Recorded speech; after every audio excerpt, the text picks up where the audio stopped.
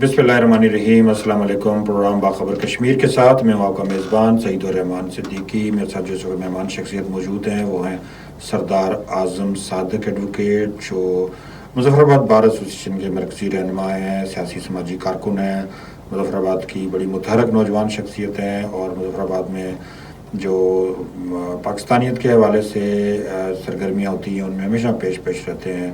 सरदार आज़म साहब, बहुत शुक्रिया, आपने अपना कीमती वक्त इनायत फरमाया। अच्छा, आप क्या समझते हैं कि आज़ाद कश्मीर में जैसे आप माशाल्लाह काम कर रहे हैं, बड़ा नौजवानों के अंदर, वकला के अंदर पाकिस्तानियत के फ़रोग़ के लिए कितनी अहमियत है पाकिस्तानियत पे काम करने की? और आज हम बैठ के गुफ्तगू भी आपसे जो है ना वो कर रहे थे कि हमारी नई नस्ल और नौजवान, तालीम तो है लेकिन तरबियत का फुकदान आता है नज़र, क्या कहेंगे इस पर? सही वही बात यह है कि जो पाकिस्तान है और कश्मीर है ये दोनों लाज़म और मलज़ूम है। कश्मीर पाकिस्तान की शरक है और पाकिस्तान भी कश्मीरियों के लिए दिलो जान से ज़्यादा अजीज़ और प्यारा है। तो पाकिस्तानियत के लिए ये कि पिछले 70 साल से जब से पाकिस्तान का क़याम अमल में आया तो उससे पहले ही श्रीनगर में कश्मीरियों ने जो करारदाद मंजूर कर ली थी इल्हाक़ पाकिस्तान की, पाकिस्तान बनने से पहले कश्मीरियों ने पाकिस्तान को तस्लीम कर लिया और पाकिस्तान के साथ शामिल होने का अंदिया दे दिया था। तो पाकिस्तानियत जो पिछले इतने टाइम से हम देख रहे हैं, पाकिस्तानियत का जो जज्बा नई नस्ल में वो हमारे मीडिया पे भी देखें, जो नेशनल हमारा मीडिया है उस पे भी हमें उस तरह से नज़र नहीं आया जो हमने अपने बचपन में देखा।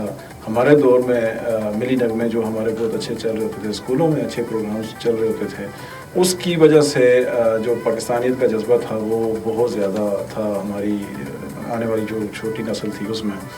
अभी ये है कि जैसे ये टेक्नोलॉजी आ गई, सोशल मीडिया आ गया, बच्चे मसरूफ़ हो गए, अब बच्चों के पास एक मवाद आ गया, मोबाइल पे, इंटरनेट पे आ गया। अब बच्चों को ये डिसाइड करना मुश्किल हो गया है कि उन्होंने कौन सा मवाद देखना है और कौन सा मवाद नहीं देखना। उनको जो अवेलेबल मवाद मिलता है मीडिया पे तो उसी मवाद को देख रहे होते हैं और वो उनको मिसगाइड कर रहा होता है जो मवाद वहाँ पे देख रहे हैं।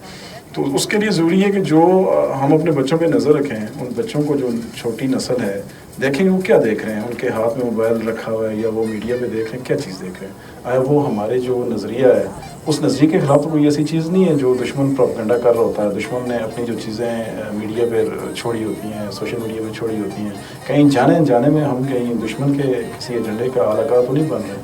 हमें अपनी ये चीज़ें ज़रूर देखनी चाहिए कि हमारी नस्ल है जो वो कल किस तरफ जाएगी, उस नस्ल को आगे एक डायरेक्शन देनी है, एक लाइन देनी है। उस लाइन पे चलने के लिए हमें गाइड करना ज़रूरी है। जो हम लोग हैं, हम नौजवान हैं, हमें पाकिस्तानियत बताना पड़ेगा कि पाकिस्तानियत क्या चीज़ है, पाकिस्तान क्या है, पाकिस्तान क्यों बना है और पाकिस्तान को बनाने में कितनी मुश्किलात पेश आई हैं, क्या वजह थी आखिर आपको पाकिस्तान एक हिंदुस्तान को तकसीम करके पाकिस्तान को एक अलग मुल्क बनाना। कोई उसके पीछे वजूहत थी, कोई मुश्किलात थी। उन मुश्किलात से बचने के लिए आपको एक अलग मुल्क लेना पड़ा। उस लेने के लिए जितनी कुर्बानी देनी पड़ी, जितने मसाइल का शिकार है मुसलमान, जितने मसाइल के शिकार है, तो अब एटलीस्ट ये है कि हमें अगली नस्ल को ये बताना पड़ेगा और अच्छे से बताना पड़ेगा कि पाकिस्तान क्यों बना था और पाकिस्तान को बनने में कितने मसाइल पेश आए थे और ये पाकिस्तान अब कितना ज़रूरी है इसका कायम रहना, ता क़यामत कायम रहना। जी बिल्कुल, यकीनन पाकिस्तान की अहमियत, अफादियत और पाकिस्तान से मोहब्बत अपनी नई नस्ल को हमें सिखानी पड़ेगी और शायद हमारे तालीमी इदारों पे भी अब जो है ना मुकाबले का रुझान इस कदर पैदा हो गया कि नज़रियात के हवाले से कम बात की जाती है, खाल बात की जाती है।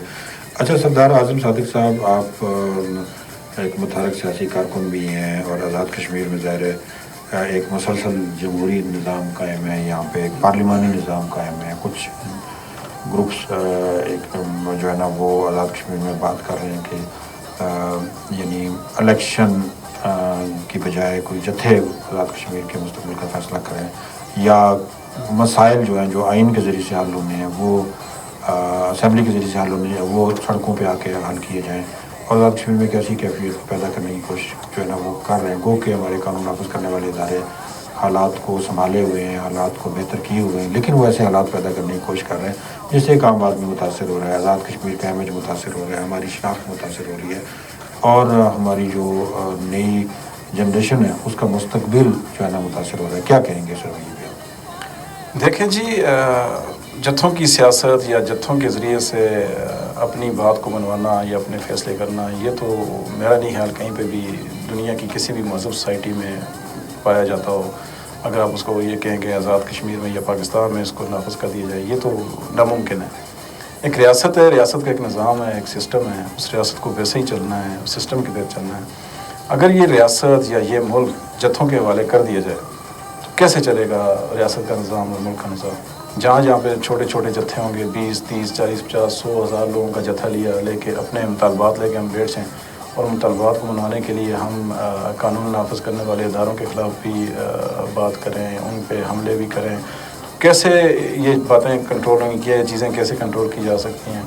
یہ ممکن نہیں ہے کہ اس ریاست کا یا اس ملک کا نظام جتھوں کے حوالے کر آپ سمجھتے ہیں کہ جمہوریت ہی راستہ الیکشن ہی راستہ ہے، الیکشن کے ذریعے سے ہی سارا کچھ؟ ہاں، صاف ظاہر سی بات ہے، جمہوریت کے بغیر تو نہیں ہو سکتا۔ آپ کا جمہوری سسٹم ہی ہے، آپ کا الیکشن ناگزیر ہے، الیکشن ہوگا، الیکشن کا پروسیس چونکہ آزاد کشمیر میں ابھی جو موجودہ حالات چل رہے ہیں، موجودہ حالات میں آپ کا الیکشن کا پروسیس چل رہا ہے، الیکشن اناؤنس ہو چکا ہے، کاغذات نامزد۔ یعنی دیکھیں نا، ہم بھی خامیاں گنتے ہیں، پورا سال ہم بولتے ہیں، حکومتوں کی تنقید کرتے ہیں، آزاد کشمیر میں کرپشن پہ بھی ہم کرتے ہیں گفتگو، اور سیاستدانوں کے کردار کو بھی آڑے ہاتھوں ہم لیتے ہیں، لیکن اس کا مطلب یہ نہیں کہ کسی غلط چیز کو آپ غلط راستے سے ختم کریں گے۔ آپ کو راستہ آئینی اور قانونی ہی اختیار کرنا پڑے گا، اور اگر آپ چاہتے ہیں کہ اچھے لوگ منتخب ہوں تو اچھے لوگوں کا انتخاب کرنا ہوگا۔ بہت شکریہ، آپ نے اپنا قیمتی وقت دیا، انشاءاللہ آپ سے گفتگو ہوتی رہے گی۔ ہمارے پروگرام کا وقت مختصر ہوتا ہے، وقت موجود ہے سردار اعظم صادق جو سینٹرل بار ایسوسیشن کے مرکزی رہنما ہیں، سیاسی سماجی کارکن ہیں۔ بڑی تفصیل کے ساتھ گفتگو ہوئی آزاد کشمیر میں پاکستانیت کے لیے جو کام کر رہے ہیں نوجوان، اس پہ گفتگو ہوئی، اور سردار صاحب خود بڑے متحرک ہیں پاکستانیت کے فروغ کے لیے آزاد کشمیر کے اندر۔ پھر ساتھ ساتھ آزاد کشمیر میں جو اس وقت صورتحال ہے، ایک یعنی قانون ہاتھ میں لینے کے لیے جو کچھ گروپس نے کوشش کی اور وہ ناکام بنا دی ہمارے قانون نافذ کرنے والے اداروں نے، اس پہ گفتگو ہوئی، اور نتیجہ یہ نکلا کہ حل صرف جمہوریت ہے، حل صرف انتخابات ہیں، حل صرف آزاد کشمیر کا سیاسی نظام ہے، اسے مضبوط کرنے کی ضرورت ہے۔ سنتے رہیں سنو ہمیں 9.4 ریڈیو پہ ہماری نشریات آپ مزید سن سکتے ہیں۔